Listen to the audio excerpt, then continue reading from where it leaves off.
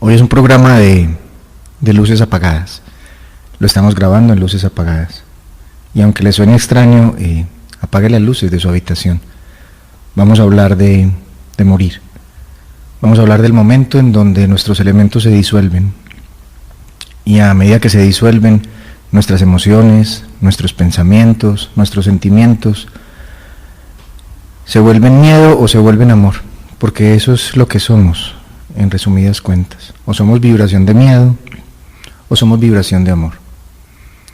Cuando asumimos nuestra forma material, los griegos decían que estábamos hechos de 4 elementos: agua, tierra, fuego y aire. Y nos vamos a quedar solo en ellos en este momento, no nos vamos a entrar en explicaciones médicas ni nada así. El ser humano, a medida que fue creciendo y fue conociendo la vida, se tuvo que defender de la vida a través de sus emociones. La primera emoción humana real fue el miedo. El miedo es una emoción natural. El primer humano que se enfrenta a un sistema adverso lleno de naturaleza, con fieras, con bestias más poderosas que él, tiene que sentir miedo.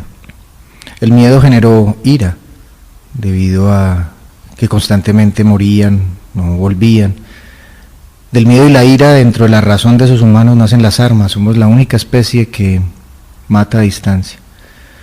Con el descubrimiento del fuego y con las armas y con la creación de nuevos territorios, nace la tercera emoción humana, que es el apego.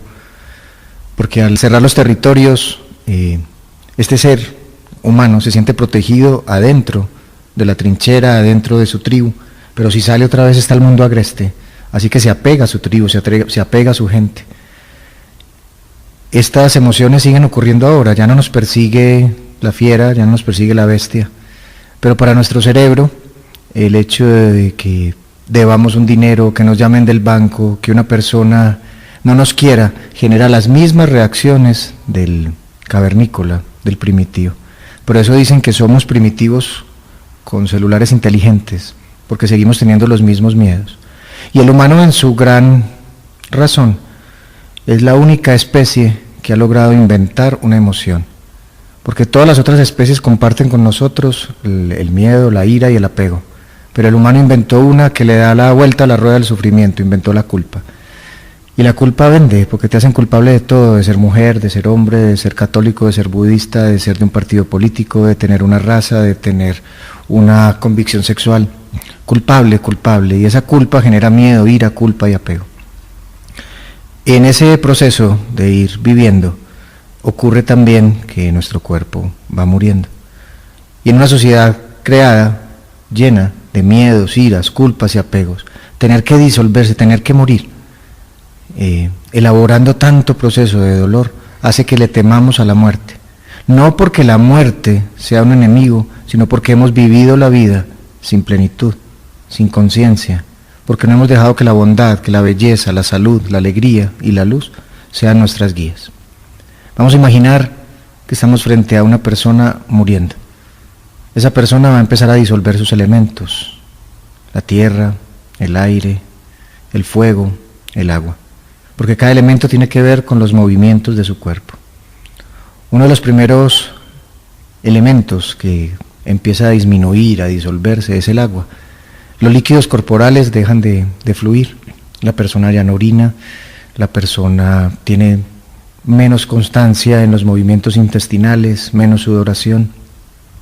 El agua, con su asociación al movimiento, entonces también se asocia a cómo nos vamos desenvolviendo, cómo vamos fluyendo. Llega un momento, en el momento del morir, en que nos volvemos un lago, en donde el agua se estanca.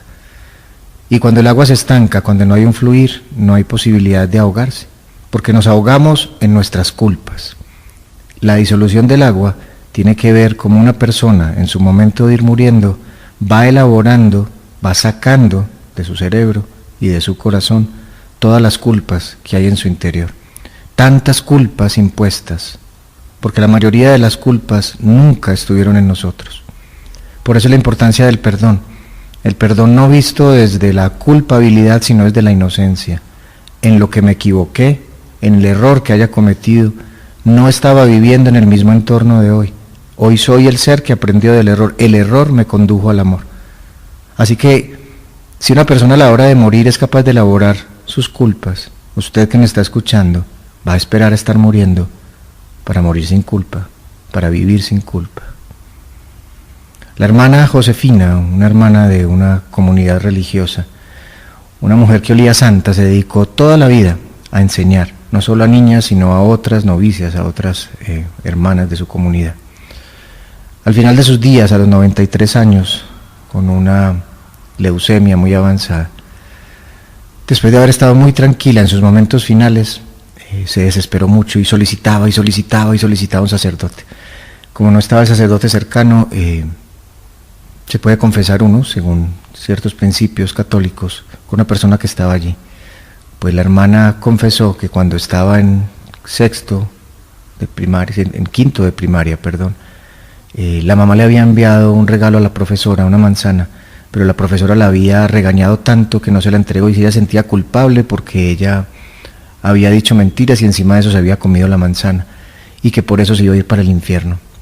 Y sufrió, y mucho, la hermana en su momento final, por un detalle que a uno le puede parecer simple, pero en su cerebro tenía tanta culpa, que le hizo olvidar toda una historia de vida vivida con amor.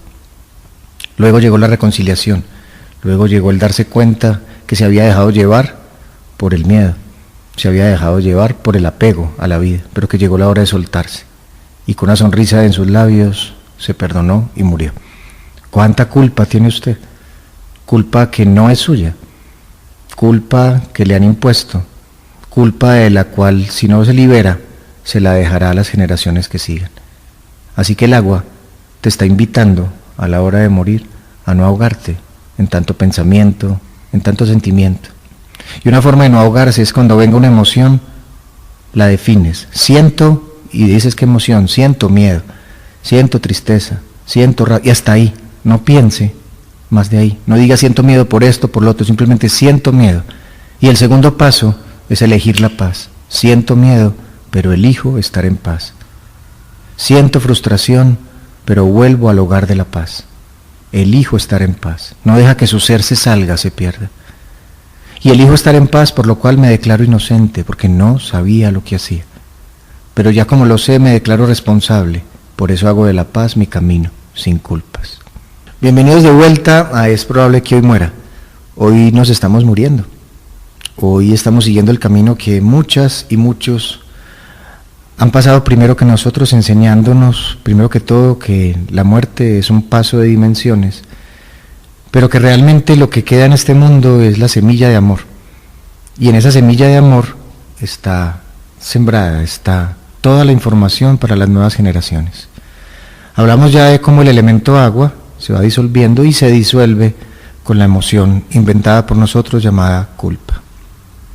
Otra de las situaciones que ocurre en una persona en fase final, al ir desprendiéndose, es que el elemento tierra se hace presente y por más que la persona haya perdido mucho peso, es muy difícil manejarla. Es muy difícil voltearla, es muy difícil manejarla en la cama, porque empiezan a pesar muchísimo. Dicen los que saben del mundo emocional, energético, espiritual, que significa que la persona está dejando en la tierra las informaciones que pertenecen a la tierra. Está como el globo soltando el lastre para poder volar el alma.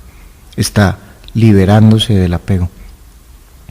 Le está devolviendo a la tierra todo lo que le pertenece a la tierra como un lugar de aprendizaje para el mundo humano. Y como ya para lo que vas no es humano, sino que hace parte del misterio. Y como dice el Principito, cuando el misterio es demasiado grande es imposible desobedecer, no podemos desobedecer a nuestro cuerpo y lo entregamos. Así que el elemento tierra tiene que ver con el desapego.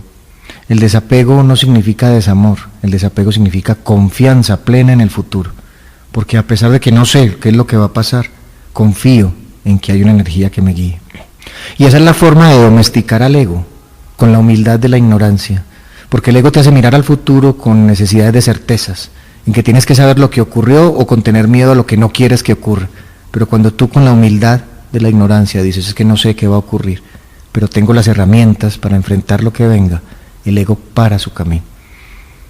Así que el elemento tierra significa que esta persona se está despidiendo hasta de ti. Te está diciendo que ya no está en la dimensión del tener.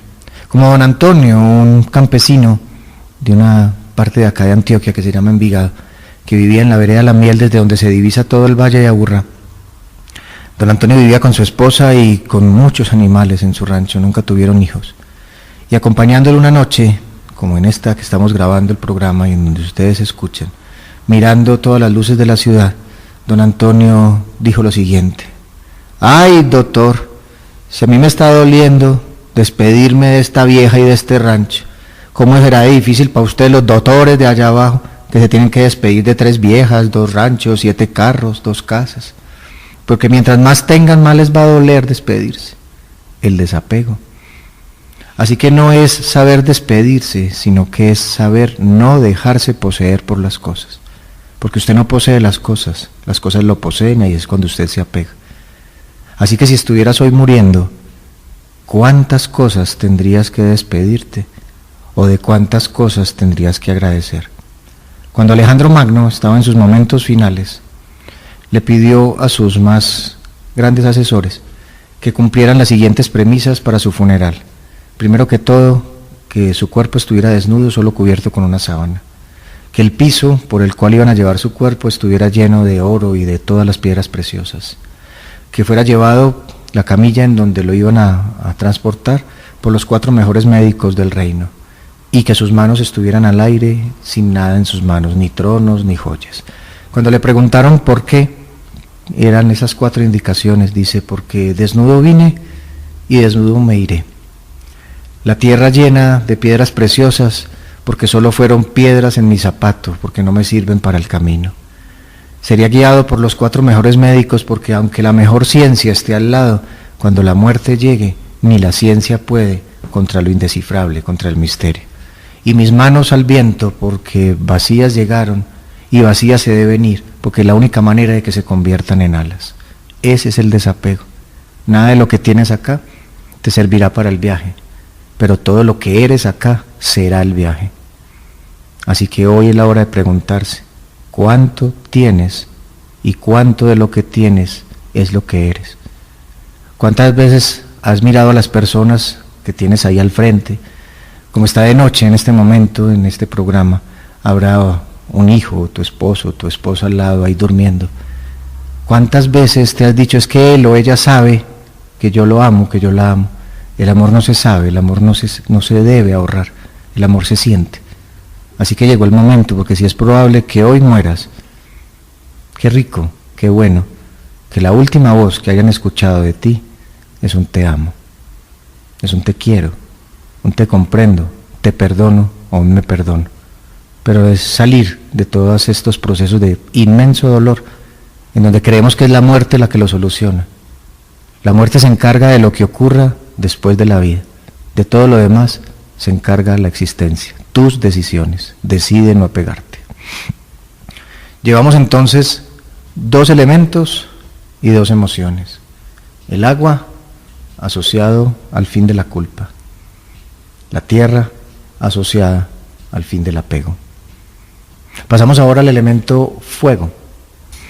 Toda nuestra sangre hierve cuando tenemos ira o cuando tenemos grandes entusiasmos, cuando tenemos grandes deseos, cuando la energía sexual o cuando la energía de la ira está en nosotros. El elemento fuego sí que se hace presente en las personas en fase final, porque ocurre médicamente un proceso que llaman redistribución del flujo sanguíneo. La sangre en el 75% de la circulación sanguínea se queda en pulmones, en corazón y en cerebro. El resto del cuerpo deja de recibir circulación como un mecanismo de protección de la vida. Los órganos entonces llamados calientes están funcionando y todos los otros órganos empiezan a perder función.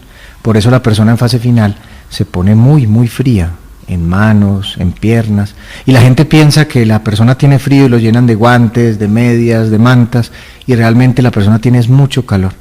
Ese elemento fuego, esa circulación que está entre corazón, pulmones y cerebro, tiene que ver con dejar todas las pasiones, con dejar todos los deseos. Como decía Francisco de Asís: deseo poco y lo poco que deseo, poco lo deseo.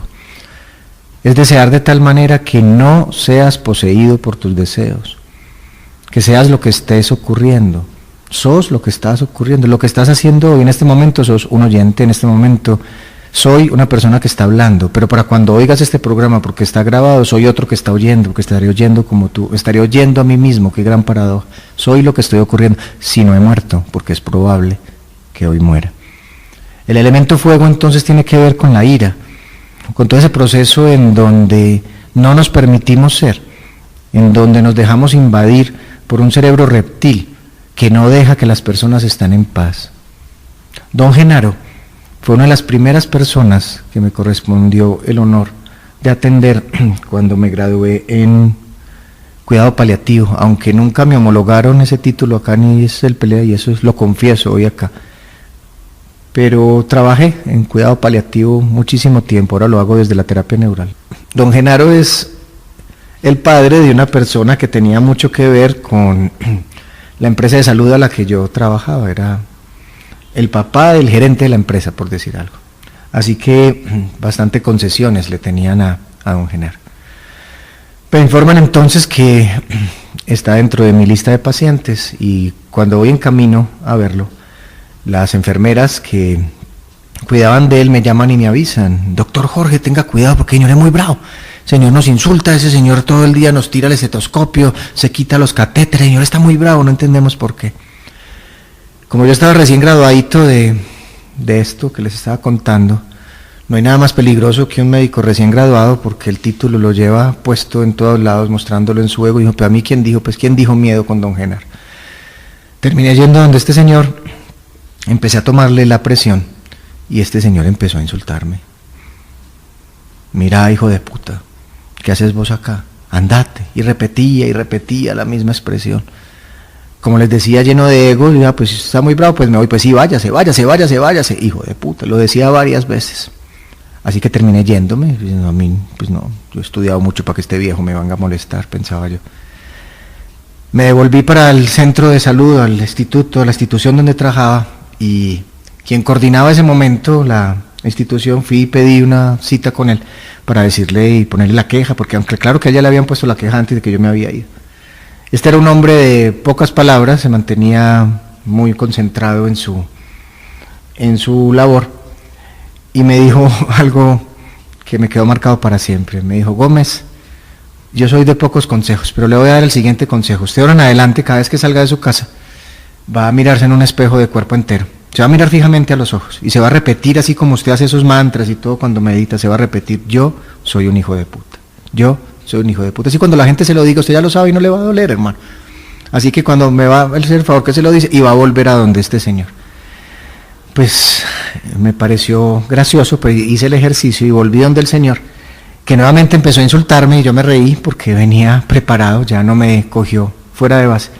Y cuando me reí me dice: ¿qué te reí? Le conté la historia, y don Genaro primero se rió y después se puso a llorar muchísimo, muchísimo lloró don Genaro. No paraba de llorar, fue impresionante, era ver a un niño con un cuerpo de 90 años. Y después de llorar mucho, de la sagrada tristeza, Genaro dijo: es la primera vez que me enfermo y es un diagnóstico del cual ya me dijeron que no duro más de 2 meses. He sido el pilar de esta familia, he sido la fuente de consejo y ahora estoy aterrorizado porque no tengo nada para decirles.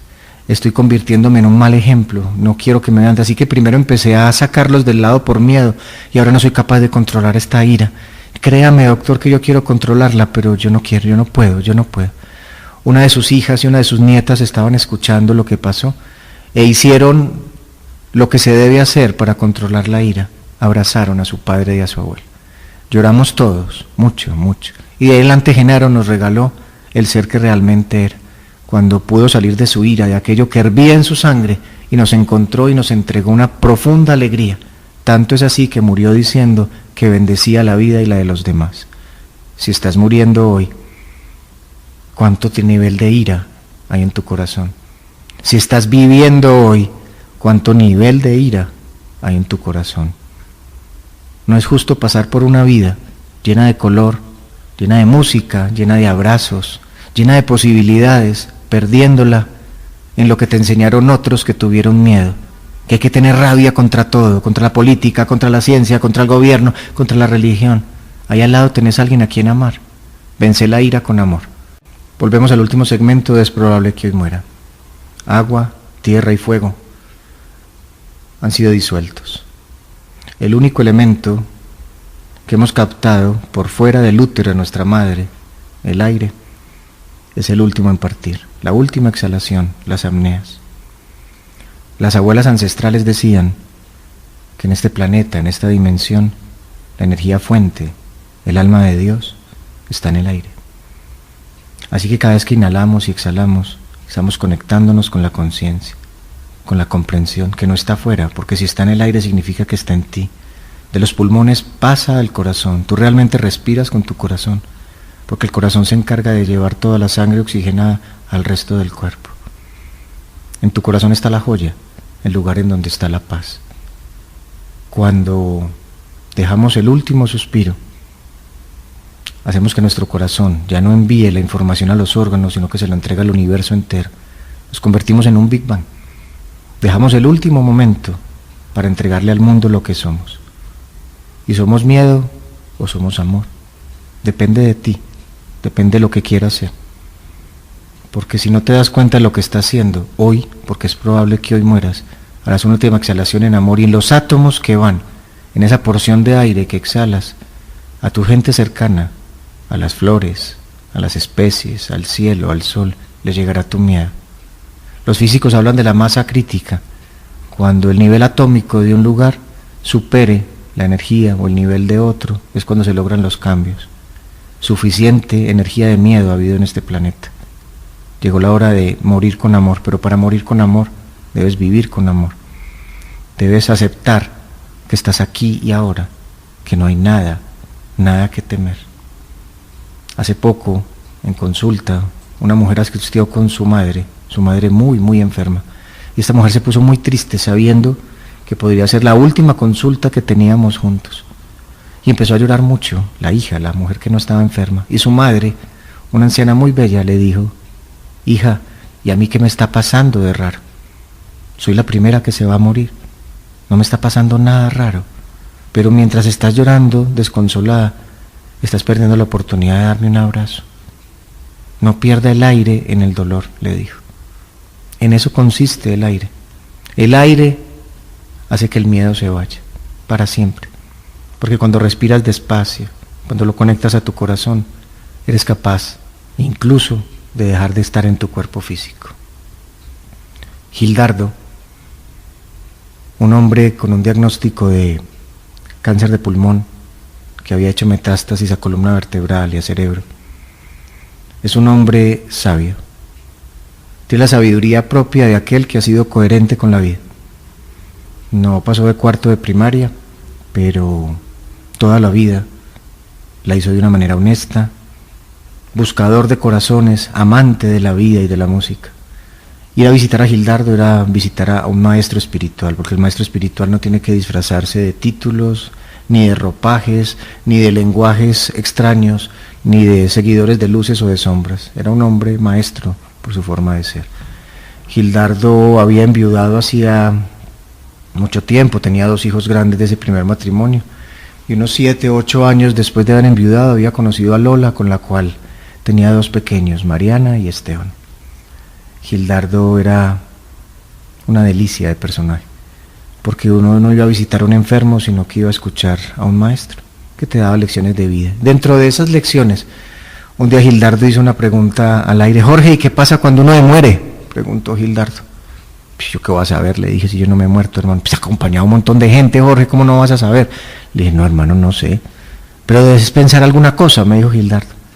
Lo único que le dije en ese momento es lo que creía y creo en este momento también. Le dije, pues Gildardo, yo creo que te llaman de alguna manera la vida, Dios, el universo, la divinidad, como el nombre que quieras ponerle, de alguna manera desde un lenguaje no verbal, desde una señal te hace saber que llegó la hora de cambiar de dimensión, de ir a otro mundo posible, hay un llamado. Así que Gildardo, con el humor propio de quien ya no tiene miedo, me dice, bueno, el que primero me muera le avisa al otro si hay llamado o no. Qué susto yo ahora que se me va a aparecer Gildardo, o ahora que me muera yo, pensaba yo pensando que el que voy a atender a morir es a Gildardo y puedo morir soy yo, porque es probable que hoy muera. La historia se quedó ahí. 4 o 5 meses después, Lola, la esposa de Gildardo, llamó a avisar que ya Gildardo estaba en un momento muy final, ya se había disuelto el agua, no orinaba, Ya el fuego incluso se había apagado, ya su presión arterial no se le sentía, ya la única frecuencia cardíaca era la de la arteria carótida, que se sentía 2 o 3 veces por minuto. Su frecuencia respiratoria era mínima. Gildardo estaba médicamente en los signos inminentes de muerte. Ya no estaba en fase terminal, sino que estaba en fase inminente de muerte. Incluso llevaba 2 o 3 horas así, ya con una medición del oxígeno en su cuerpo, lo que llama la saturación de oxígeno, en 70, iba bajando cada vez más, incompatible mínimo con la vida cerebral y poco a poco incompatible con la vida total. Todos estábamos ahí, ya se habían hecho rituales de despedida con Gildardo, pero igual estábamos todos ahí rodeándolo, confiado en tanta gente que había atendido antes de Gildardo. Le dije a la familia que estas eran sus últimas respiraciones, que le diéramos un último besito, una gratitud, porque hay que morirse diciendo gracias, eso es básico para todos. Y después de que todos pasamos y dijimos gracias, pasó el misterio, lo indescriptible. Gildardo de un momento a otro empezó a llenarse nuevamente de color, de estar pálido, con la palidez de la muerte, con la mirada fija, perdida. En apneas volvió a respirar, abrió sus ojos, pestañeó y claramente dijo: el médico, ¿dónde está el médico? Yo no sé cómo no me dio un infarto del susto. Di la vuelta y me quedé mirándolo. Gildardo tenía en ese momento unos ojos de color verde esmeralda, o los recuerdo así. Antes los tenía cafecitos, normales. Eran de color verde esmeralda. Se quedó mirándome 30 segundos eternos. Y de un momento a otro, Gildardo dijo: el llamado. Y no solo te llaman, sino que la vida, la divinidad, en espirales de luz te cubre, hace que tu energía se convierta en un jardín de paz, un jardín de amor y un jardín de vida eterna. Hágaselo saber. Cerró los ojos y murió. Se convirtió en el quinto elemento, en el amor. Yo se los hago saber hoy. Es probable que hoy muera, es un programa que no sé cuánto durará, pero el objetivo grande es este: hacerles saber que la vida es un continuo en el amor, que si estás en ella, llegó la hora de no tener más miedo, más ira, más culpa y más apego, y que llegó la hora de no disolverlos a la hora de morir, sino sentir el amor a la hora de vivir. Si es probable que hoy muera, hoy me voy en el llamado. Buena muerte a todos. Permiso.